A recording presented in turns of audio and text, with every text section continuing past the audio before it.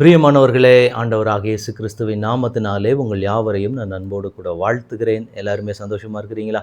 இந்த நாளிலே தேவனாகிய கர்த்தர் நம்மோடே கூட பேசுகிற ஒரு வார்த்தை என்னவென்றால், 37ஆம் சங்கீதத்தினுடைய 28ஆம் வசனம்.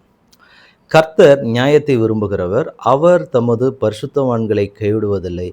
அவர்கள் என்றென்றைக்கும் காக்கப்படுவார்கள். துன்மார்க்கருடைய சந்ததியோ அறுப்புண்டு போம். இந்த வார்த்தை கேட்டுக்கொண்டு இருக்கிற எனக்கன்பான தேவனுடைய பிள்ளைகளை, இந்த இடத்துல தேவன் சொல்லுகிற காரியத்தை பார்க்கும்போது, கர்த்தர் நியாயத்தை விரும்புகிறவர். நாம் ஆராதிக்கிற தேவனுக்கு நீதி, நியாயம் என்பது ரொம்ப ரொம்ப ரொம்ப ரொம்ப பிடித்ததான ஒன்று. அவர் என்ன வார்த்தை கொடுக்கிறார் அப்படின்னா, அவர் தமது பரிசுத்தவான்களை கைவிடுவது கிடையாது. இன்றைக்கு நான் தேவ சமூகத்தில் நிற்கக்கூடிய ஒரு பரிசுத்த ஜீவியத்திலே, ஒரு பரிசுத்தமான ஒரு வாழ்க்கைக்குள்ளாக நான் நிற்பேனானால், என்னை தேவன் கைவிடுவதில்லை. நான் தேவனுக்கு வைராக்கியமாய் நிற்கிற ஒரு ஆள், நான் தேவனுக்கென்று உண்மையும் உத்தமமாக நிற்கிற ஒருவன், என்னை பார்த்து ஆண்டவர் சாட்சி கொடுக்க வேண்டும். உண்மையும் உத்தமமுள்ள ஊழியக்காரனே, எஜமானுடைய சந்தோஷத்திற்குள் பிரவேசின்னு சொல்லி தேவன் என்னை பார்த்து சொல்ல வேண்டும். அப்போ அப்படிப்பட்ட ஒரு அனுபவத்திற்குள்ளாக நான் வர வேண்டும். நான் ஒரு பரிசுத்தவானாக தேவனுக்கென்று என்னை படுத்தி கொண்டு தேவ சமூகத்துக்கு முன்பாக ஒரு பரிசுத்தவானை போல நான் நிற்பேனானால், எந்த சூழ்நிலையிலேயும் நான் கைவிடப்படுவது கிடையாது. என் தேவன் எப்படிப்பட்ட சூழ்நிலைமையின் மத்தியிலே நான் கடந்து போனாலும் சரி, என் தேவன் என்னை கைவிட மாட்டார். என்னை அவர் அரவணைத்து கொள்ளுவார். அந்த சூழ்நிலைமையிலிருந்து தேவன் என்னை விடுவிப்பார். என்னை விடுவிக்க வல்லவர்.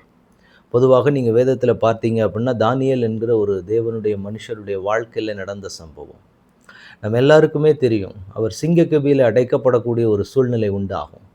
காரணம் என்ன அப்படின்னு பார்த்தீங்கன்னா, தேவ சமூகத்துக்கு முன்பாக 3 வேளையும் அவர் ஜெபித்ததுனால அவருக்கு கிடைத்த ஒரு தண்டனை. ராஜாவை தவிர வேறு யாரையும் வணங்கக்கூடாது அப்படின்னு ஒரு சட்டம் பிறப்பிக்கப்பட்டிருக்கிறது. அதை உடைத்து இந்த மனிதன் என்ன செய்திருக்கிறார் அப்படின்னா, 3 வேளையும் தேவனை நோக்கி ஜெபம் செய்து கர்த்தருக்கு முன்பதாக, அதற்கு முன்பாக இருக்கிற அதிகாரங்களை நீங்கள் பார்த்தீங்கன்னா, கர்த்தருக்கென்று தன்னை பரிசுத்தப்படுத்தி கொண்ட ஒரு மனிதர். தீட்டானதொன்றையும் நான் புசிப்பது கிடையாதுன்னு சொல்லி தன்னை பரிசுத்தப்படுத்தி கொண்டு பரிசுத்த வாழ்க்கைக்கு நேராக தன்னை திருப்பின ஒரு மனிதர். அப்போ அவருடைய வாழ்க்கையில் அவர் கடந்து போகிற பாதையில் அவர் சிங்கக்கவிக்குள்ளே போகக்கூடிய ஒரு சூழ்நிலை வந்தது. அப்போ அந்த சூழ்நிலைமையிலே தேவன் அவரை ஒரு சேதமுமின்றி அந்த சிங்கத்தினுடைய வாயை கர்த்தருடைய தூதனை கொண்டு தேவன் கட்டி போட்டார். அப்போ அந்த இரவு முழுக்க அவர் சிங்கத்தோடு தான் இருக்கிறார். ஆனால் ஒரு சேதமுமின்றி அவரை தேவன் காப்பாற்றினார். எனக்கு அன்பான தேவனுடைய பிள்ளைகளே, சில சிங்கத்தை போன்ற சில அனுபவங்கள் நம்மை சுற்றி நடக்கலாம். ஆனால் நீங்கள் தானியேலை போல ஒரு பரிசுத்தமுள்ள ஜீவியத்துக்குள்ளே நீங்கள் நிற்பீங்க அப்படின்னா, அந்த சூழ்நிலைகள் ஒன்றும் உங்களை சேதப்படுத்துவதில்லை. அதுக்காக சுற்றிலுமே எனக்கு நல்ல கரெக்டான ஒரு சுச்சுவேஷன் இருக்குமானா, எல்லாருக்கும் அப்படி அமையப்போவது கிடையாது. ஆனால் சூழ்நிலைகள் எப்படி இருந்தாலும், நான் தேவனுக்கு முன்பதாக என்னுடைய பரிசுத்தத்தை காத்து கொண்டு நான் நிற்பேனானால், நிச்சயமாக என் தேவனால் என்னை காப்பாற்ற முடியும். என்னை தேவன் வழிநடத்த முடியும். அவர்கள் என்றென்றைக்கும் காக்கப்படுவார்கள். என்றென்றைக்குமே நான் காக்கப்பட்டவனாக இருப்பேன். நம்ம யோசிக்க வேண்டியது, இன்றைக்கு நான் ஒரு பரிசுத்தவானாக தேவ சமூகத்துக்கு முன்பாக நிற்கிறேனா? பரிசுத்தத்தை வாஞ்சித்து நான் தேவனுடைய சமூகத்தில் நிற்கிறேனா? இதை தான் தேவன் இன்றைக்கு நம்ம இடத்துல எதிர்பார்க்கிறார். என்னுடைய பிள்ளைகள், என்ன, நாம் ஆராதிக்கிற தேவன் பரிசுத்தர். அவர் பரிசுத்தம் பண்ணுகிறவர், ஒரு குறையும் இல்லாதவர், பரிசுத்தம் நிறைந்த ஒரு தேவனை தான் நாம் ஆராதித்துக்கணும். அவரிடத்துல அசுத்தம் எல்லளவேனும் அவர்கிட்ட கிடையவே கிடையாது. அசுத்தம் அவருக்கு கிட்டே நெருங்க முடியாத ஒரு தேவன். அப்போ அப்படிப்பட்ட ஒரு தேவனை ஆராதிக்கிற நாம பரிசுத்தவான்களாக, பரிசுத்த வாட்டிகளாக ஆண்டவருடைய சமூகத்துக்கு முன்பாக நிற்க வேண்டும் என்பது தேவன் நம்மிடத்தில் எதிர்பார்க்கிற ஒரு காரியம். அப்போ ஆண்டவருடைய சமூகத்தில் இன்றைக்கு நாம் எப்படி ஒப்புக் கொடுக்கணும் அப்படின்னா, ஆண்டவரே, உமக்கென்று பரிசுத்தமாய் வாழ எனக்கு கிருபை செய்வீராக.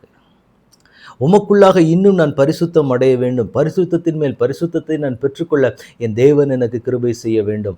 அந்த கிருபையை கர்த்தர் எனக்கு தாங்க. ஏன்னா அப்போ நான் எந்த சூழ்நிலைமையிலே நான் கைவிடப்பட்டவனாய் நிற்கப் போவதில்லை. என் தேவன் என்னை நிச்சயமாய் சந்திப்பார். அது எப்படிப்பட்ட சூழ்நிலையாக இருந்தாலும், எப்படிப்பட்ட சிங்கக்கவியாக இருந்தாலும் சரி, அக்கினி ஜுவாலையாக இருந்தாலும் சரி, எதுவாக இருந்தாலும் என் தேவன் என்னை விடுவிக்க வல்லவராக இருக்கிறார்.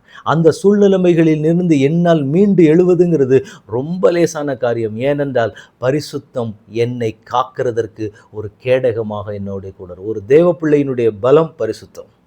அப்போ பரிசுத்தத்திற்கு நேராக நான் வாஞ்சித்து நிற்கும்போது, அதற்கு என் வாழ்க்கையை நான் அர்ப்பணிக்கும் போது என்ன நடக்குது அப்படின்னா, சுற்றிலும் எத்தனை கோலியாத்தின் சீறல்கள் எழும்பினாலும் சரி, எல்லாவற்றிலும் இருந்து என்னை காத்து வழிநடத்துகிறதற்கு, என்னை மோசம் போகாதபடிக்கு வழிநடத்துகிறதற்கு என் தேவன் என்னோட கூட இருக்கிறார்.